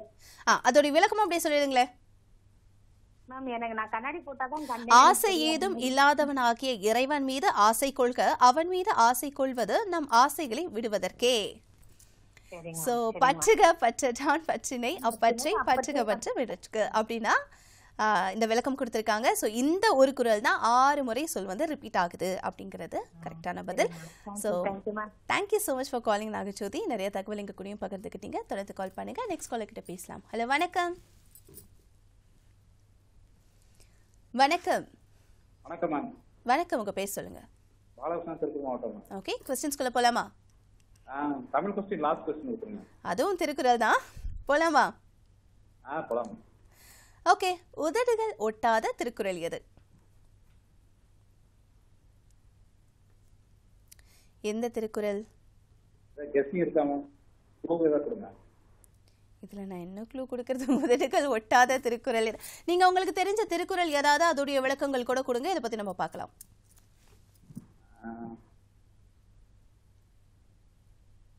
விளக்கம் ஒன்றும் இல்லை, திருக்குறள் தெரியும். ஏதாவது ஒரு திருக்குறள் சொல்லுங்க. சொல்லிட்டு அதோடைய விளக்கம் ஏதாவது உங்களுக்கு பிடித்த ஒரு விஷயம் இருக்கும் இல்லையா, அதை பத்தி நம்ம ஃபாலோ பண்ணணும் அப்படின்னு ஏதாவது வச்சிருப்பீங்க இல்லையா திருக்குறள்? வெள்ளத்தனைய மலர் நீட்டம் மாந்திரதம் உள்ளத்தனைய உயர்வு. விளக்கம் கொடுத்துருங்களேன். விளக்கம் அந்த அளவுக்கு தெரியல மேம். சரி, ஓகே. உதடுகள் ஒட்டாத திருக்குறள் பத்தி சொல்றேன் பாருங்க. சோ படிக்கிறீங்களா இத? நீங்க சொல்லிருங்க மேம். திருக்குறள் 1330 குறள் சொல்லும் பொழுது மட்டும் உதடுகள் ஒட்டாது. இந்த குறள் வந்து பாத்தீங்கன்னா அறத்துப்பால்ல துறவு அதிகாரத்துல இடம்பெற்றுள்ளது. இதை அப்படி பாருங்க. யாதனின் நீங்கியான் நோதல் அதனின் இளன். அதாவது எந்தெந்த பொருட்களில் எல்லாம் மடமானது விலகி இருக்கிறதோ அந்த பொருட்களால் நமக்கு துன்பம் கிடையாது, மனது ஒட்டாமல் இருக்க வேண்டும் என்று சொல்லக்கூடிய இந்த குறளை உச்சரிக்கும் பொழுதும் உதடுகள் கூட ஒட்டாது. உதடு ஒட்டாமல் உச்சரிக்கக்கூடிய ஒரே குறள் இது மட்டுமே. திருக்குறள்ல 1330வது குறள் இருக்கு இல்லையா, அந்த குறள்ல வரக்கூடியது தான் இது. ஸோ அதாவது எதுலையும் மனம் வந்து போய் அதுல மனமானது வந்து விலகி இருப்பதே நல்லது. எல்லாத்துலயும் போய் வந்து அதாவது எல்லாத்துலயும் போய் உடனே பத்திக்க கூடாது, அதுலேருந்து கொஞ்சம் தள்ளியே இருக்கணும். மனமானது எதுவாக இருந்தாலும் எந்த சூழ்நிலையிலையும் மனமானது அதுலேருந்து ஏற்றுக்கணும். எந்த ஒரு சுச்சுவேஷனையும் ஏற்றுக்கக்கூடிய நிலையிலேயே மனதை வச்சுக்கணும். அதில் போய் எல்லாத்துலேயும் போய் ஒட்டிக்க கூடாதுன்றது தான் அழகாக சொல்லியிருக்காரு. மனதை ஒட்டாமல் இருக்க வேண்டும். நமக்கு துன்பம் கிடையாது. அதாவது அந்த மாதிரி ரொம்ப எல்லாத்தையும் க்ளோஸாக வந்துட்டு கனெக்ட் ஆகும்பொழுது நிறைய துன்பங்கள் நேரிடும்.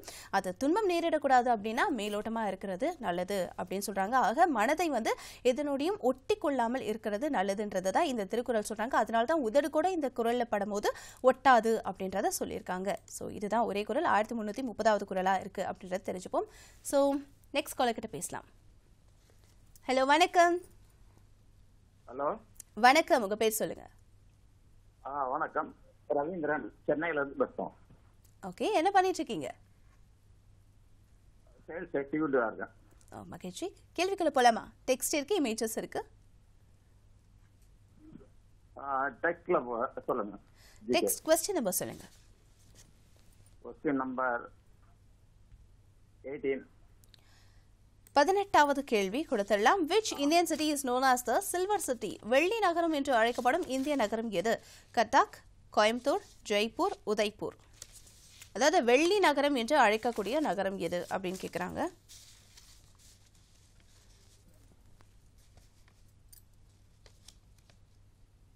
உதய்பூர். சரியான பதிலா? ஆமா. சரி, the ரைட் ஆன்சர் என்ன அப்படின்னு பார்த்தீங்கன்னா வெள்ளி நகரம் என்று அழைக்கப்படக்கூடிய நகரம் எது அப்படின்னு பார்த்தீங்கன்னா கத்தாக் அப்படி தான் சொல்லுவாங்க. இதுதான் வந்து சில்வர் சிட்டி அப்படின்னு சொல்லுவாங்க. இது எங்கே இருக்குன்னு பார்த்தீங்கன்னா ஒடிசா மாநிலத்தில் இருக்கு. ஃபேமஸ் ஃபார் சில்வர் தரகாசி அப்படிங்கிற ஒரு வகை வந்து தரகாசி அப்படின்னா என்னென்னு பார்த்தீங்கன்னா ரொம்ப இன்ட்ரிகேட் டிசைன்ஸ் பண்ணக்கூடுவாங்க. சில்வர்லேயே வந்து பார்த்தீங்கன்னா ரொம்ப நுண்ணிய கலைகள் வச்சுட்டு அழகாக வந்து ஆர்ட் மேக் பண்ணுறது தரகாசி அப்படின்னு சொல்லுவாங்க. அது வந்து பேர் போன இடம் வந்து இந்த கத்தாக். இது வந்து பார்த்தீங்கன்னா ஒடிசாவில் இருக்குது. Famous for silver jewellery and silver ஆர்ட்டுக்கு பேர் போன இடம் தான் கத்தாக். அதனால தான் இந்த கத்தாக்கு வந்து பார்த்தீங்கன்னா சில்வர் சிட்டின்னு சொல்கிறாங்க. இது எங்கே இருக்குன்னு பார்த்தீங்கன்னா ஒடிசாவில் இருக்குது அப்படின்னு சொல்கிறாங்க. ஸோ கத்தாக் அப்படிங்கிறது தான் சரியான பதில். Thank you so much for calling. தொடர்ந்து கால் பண்ணிகிட்டே இருங்க. நெக்ஸ்ட் காலர் கிட்ட பேசலாம். ஹலோ, வணக்கம்.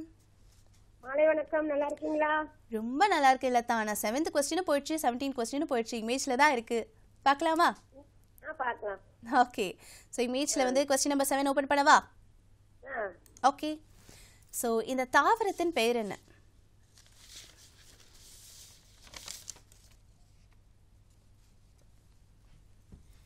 இந்த தாவரத்தின் பெயர் என்ன? அரளிச்செடிங்களா? அரளிச்செடியா? என்ன செடியா? மஞ்சள் அரளி செடியான்னு கேட்டேன். இல்ல, இது வந்து பாத்தீங்கன்னா அதோடைய இலைகள் இருக்கு இல்லையா, இலைகளை வந்து இந்த ஏதாவது கைகளை வந்து வெட்டு காயங்கள் அந்த மாதிரி ஏதாவது ஏற்பட்டுச்சுன்னா அந்த இலைகளை வந்துட்டு கையாலேயே வந்து நசுக்கி என்ன பண்ணுவாங்கன்னா நம்ம பாட்டி அவங்களாம் என்ன பண்ணுவாங்கன்னா அந்த காயங்கள் போகணும், அந்த ரத்தம் வந்து உடனே மட்டும் தெரியுது. என்னது? மருத்துவத்துக்கு உதவுற பூ தான். என்னன்னு பார்க்கலாமா? ஓகே. ஆக்சுவலி இந்த தாவரத்துடைய பேர் வந்து அரிவாள் மனை பூண்டு சொல்லுவாங்க இல்லையா, அரிவாள் முக்கு பச்சிலை, அரிவாள் மனை பூண்டு. அந்த தாவரம் தான் இது. இதை பத்தி தெரிஞ்சிருக்குமே கண்டிப்பா உங்களுக்கு. அரிவாள் மனை பூண்டு அப்படின்னா அந்த காயங்கள் வந்து ஏற்பட்டுச்சுன்னா டக்குன்னு அந்த பிளட் கிளாட்டை வந்து நிறுத்தணும் அப்படின்னா அதோட இலைகளை வந்து பயன்படுத்துவாங்க. ஓ அப்படியா? Okay, fine. இது நிறைய மெடிக்கல் பர்பஸ்க்கு யூஸ் பண்ணக்கூடியது. அதாவது காயங்கள், ஃபீவர், வீக்கம் இதெல்லாம் இருந்துச்சுன்னா அந்த இடத்துல வந்து சும்மா அந்த இலைகளை வந்துட்டு நல்லா வந்து நசுக்கி யூஸ் பண்ணுவாங்க அப்படின்னு சொல்றாங்க. ஸோ அதுக்கு வந்து பேர் பண்ண, ஏன்னா தமிழ் புத்தகங்கள்ல எல்லாம் இருக்கு. அரிவாள் மனை பூண்டு அப்படிங்கிறதுக்கு வந்து ஒரு நல்ல மருத்துவ குணம் இருக்கிறதா தமிழ் புத்தகங்கள்ல எல்லாம் கொடுத்திருப்பாங்க. ஸோ அந்த தாவரம் தான் இது. இதோடைய ஆங்கிலத்தில் என்ன சொல்லுவாங்கன்னா சீடா கார்பிஃபோல்னியா அப்படின்னு சொல்லுவாங்க. ஸோ அரிவாள் மனை பூண்டு அப்படிங்கிற தாவரம் தான் இது. அதில் குட்டி குட்டியாக எல்லோ ஃப்ளவர்ஸ் கொடுத்துருக்கும். ஸோ ரொம்ப அழகாக ட்ரை பண்ணீங்க Latha. Thank you so much for calling. தொடர்ந்து கால் பண்ணிகிட்டே இருங்க. நெக்ஸ்ட் கால் கிட்ட பேசலாம். ஹலோ, வணக்கம். ஹலோ. ஹலோ, வணக்கம் மேம். வணக்கம். உங்கள் பேர் சொல்லுங்க. பாலசன், திருப்பூர் மாவட்டம் மேம். ஓகே, கொஸ்டின்ஸ்குள்ள போகலாமா? டெக்ஸ்ட்ல இருந்து நம்பர் 15 கொடுங்க. Question number 15 கொடுத்துடலாம். Which Indian airport is named after freedom fighter Veer Savarkar? சுதந்திர போராட்ட வீரர் வீர் சவாக்கரின் பெயரிடப்பட்ட இந்திய விமான நிலையம் எது அப்படின்னு கேட்குறாங்க. So Port Blair airport, Goa airport, Pune airport, Lucknow airport. Option C ma'am. புனேவா? புனே ஏர்போர்ட். ட்ரை பண்ணுறீங்களா இல்லை அதே ஃபிக்ஸ் பண்ணிக்கலாமா? இல்லைன்னா போர்ட் பிளேயர் ஏர்போர்ட் நினைக்கிறேன் மேம். ரெண்டுத்துல எது கரெக்டா? போர்ட் பிளேயர் கொடுத்துருங்க. Okay fine. இவர் ஆன்சர் என்ன அப்படின்னு பார்த்துடலாம். போர்ட் பிளேர் ஏர்போர்ட் அப்படிங்கிற ஏர்போர்ட் தான் வந்து பார்த்தீங்கன்னா இது எங்கே இருக்குன்னா அந்தமான் அண்ட் நிக்கோபார் ஐலாண்டில் இருக்குது. So it's named after Veer Savarkar. இந்த சுதந்திர போராட்ட வீரர் இவருடைய தியாகத்துக்காக, அதாவது இண்டிபெண்டன்ஸில் வந்துட்டு இவர் நிறைய தடவை வந்து பிரிசனில் வந்துட்டு இம்ப்ரிசன் பண்ணியிருக்காங்க. ஸோ அதுக்காகவே என்ன இவர் வந்து எந்த இடத்துல வந்து சிறையில் அடைக்கப்பட்டிருக்காருன்னு பார்த்தீங்கன்னா அந்தமானில் தான் ரொம்ப துயரங்கள் வந்துட்டு அனுபவிச்சு இறந்த ஒரு மனிதர் இவர். ஸோ இண்டிபெண்டன்ஸில் வந்துட்டு இவருடைய ஒரு நிறைய பங்கு வகித்திருக்கிறாரு. ஸோ இவருடைய பங்குக்காகவே என்ன பண்ணியிருக்காங்கன்னா ரொம்ப அயராது பாடுபட்ட ஒரு மனிதர் அப்படின்றதுக்காக இவர் என்ன பண்ணியிருக்காங்க, அந்த டைமில் பிரிட்டிஷ் பீப்புள் வந்துட்டு இவர் சிறையில் வந்து சிறைவாசம் பண்ணியிருக்காங்க. ஸோ அவர் எங்கே ஜெயிலில் இருந்தார்னு பார்த்தீங்கன்னா அந்தமானில் தான் இருந்தார். ஸோ இவருடைய டெடிகேஷன் இந்தியன் ஃப்ரீடம்காக பண்ண டெடிகேஷனுக்காகவே என்ன பண்ணுறாங்கன்னா இவருடைய பேர் வீர் சவாக்கர் அப்படிங்கிற பேருக்காகவே என்ன பண்ணுறாங்க போர்ட் பிளேர் அப்படிங்கிற ஏர்போர்ட் இவருடைய பேருக்கு அப்புறம் தான் அந்த இடத்துல ஏர்போர்ட்டாக மாறிச்சு அப்படின்றத சொல்கிறாங்க. ஸோ இட்ஸ் அன் அந்தமான் அப்படிங்கிறது தெரிஞ்சுப்போம். So which Indian airport is named after freedom fighter Veer Savarkar அப்படின்னு பார்த்தீங்கன்னா போர்ட் பிளேர் ஏர்போர்ட் அப்படிங்கிறத தெரிஞ்சுப்போம். That is the right answer. Thank you so much for calling. Next caller கிட்ட பேசலாம். ஹலோ வணக்கம். வணக்கம். இனிய மாலை வணக்கம். தஞ்சாவூர் மாவட்டம் மணிமட்டிலிருந்து சேவிராஜ் பேசுறேன். இனிய வணக்கங்கள். கேள்விக்குள்ள போலாமா? டெக்ஸ்ட்ல வந்து நம்பர் 10 கொடுங்க. Question number 10 கொடுத்துடலாம். Who was called the Napoleon of India for his military achievements? ராணுவ சாதனைகளுக்காக இந்திய நெப்போலியன் என்று அழைக்கப்பட்டவர் யார் அப்படின்னு கேட்குறாங்க. Samudragupta, Chandragupta Maurya, Ashoka, Alauddin Khilji. Option B. Option B Chandragupta மௌர்யாங்களா? சரியான பதிலா? இல்ல ட்ரை பண்றீங்களா? ட்ரை பண்ணுவேனா? Option D. அலாவுதீனுங்களா? நம்ம ரைட் ஆன்சர் என்ன அப்படிங்கிறத பார்த்துடலாம். ரைட்டான ஆன்சர் வந்து சமுத்திரகுப்தாவை தான் என்ன சொல்லுவாங்கன்னா நெப்போலியன் ஆஃப் இந்தியா அப்படின்னு இந்த பேர் ஞாபகம் வச்சுக்கோங்க. நெப்போலியன் ஆஃப் இந்தியா அப்படின்னா அதுக்கு பேர் போனது சமுத்திரகுப்தா அவர்களுக்கு தான் அந்த பேர் வழங்கப்பட்டிருக்கிறது. ஸோ ராணுவத்தில் வந்துட்டு பேர் போன மனிதர், பல சாதனைகள் படித்த ஒரு மனிதராக இருந்திருக்கிறார். ஸோ இவருடைய காலம் வந்து 4th century BC தான். பட் ஆனால் ராணுவ சாதனைகள் படைத்த ஒரு நபராக இருக்கிறதுனாலேயே நெப்போலியன் ஆஃப் இந்தியா அப்படின்ற பேர் யாருக்கு வழங்கப்பட்டிருக்கிறதுனா சமுத்திரகுப்தா அவர்களுக்கு தான் வழங்கப்பட்டிருக்கிறது. அண்ட் நெப்போலியன் ஆஃப் இந்தியா மட்டும் இல்லை, ஃபிலாசபர் கிங் அப்படின்னு இன்னொரு பேருமே இவருக்கு கொடுக்கப்பட்டிருக்கு. He is not only a warrior மட்டும் கிடையாது, இவர் வந்து பெரிய ஒரு poet அப்படின்னு சொல்றாங்க, patron of arts அப்படின்னு சொல்றாங்க. ராணுவ சாதனைகளுக்கு பேர் போன நபராக விளங்குகிறது சமுத்திரகுப்தா அவர்கள் தான். ஸோ அவருக்கு பிலாசபர் கிங் அப்படிங்கிற ஒரு பேரும் இருக்கு, நெப்போலியன் ஆஃப் இந்தியா அப்படின்ற ஒரு பேரும் இருக்கின்றது தெரிஞ்சுப்போம். ஸோ ராணுவ சாதனைகளுக்காக இந்திய நெப்போலியன் என்று அழைக்கப்பட்டவர் சமுத்திரகுப்தா அப்படிங்கிறது தான் சரியான பதில். Thank you so much for calling. Next caller கிட்ட பேசலாம். ஹலோ வணக்கம். வணக்கம் மேம், நான் நாகஜோதி பேசுறேன் மேம். வணக்கம் நாகஜோதி. கேள்விக்குள்ள போலாமா? போலாம் மேம். ஸோ டெக்ஸ்ட் இமேஜஸ் தான் இருக்கு. எந்த செக்ஷன்ல இது கொஸ்டின் வேணும்? டெக்ஸ்ட்லயே போடுங்க மேம். டெக்ஸ்ட்ல எது கொடுக்கலாம்? உங்க சாய்ஸா என் சாய்ஸா? உங்க சாய்ஸ் மேம். என் சாய்ஸா? மேம். ஸோ எது போலாம்? 6th ஓப்பன் பண்ணலாமா? பண்ணலாம் மேம். என்னன்னு தெரியல, சும்மா ட்ரை பண்ணுவோம். Who was the founder of Aligarh movement, அதாவது அலிகார் இயக்கத்தை தொடங்கியவர் யார் அப்படின்னு கேட்குறாங்க. சையத் முகமது கான். சையத் அகமது கான் சரியான பதிலா? அவரை பத்தி ஏதாவது தகவல் தெரிஞ்சாலும் பகிர்ந்துக்கலாம். நீங்களே சொல்லிடுங்க. கரெக்டா ஆன்சர் பண்ணியிருக்கீங்க. நம்ம நாகஜோதிக்கு ஒரு கைத்தட்டல் கொடுத்தலாம். சையத் அகமது கான் அவருடைய காலம் 1817 1898 வரைக்கும் இவருடைய காலம்.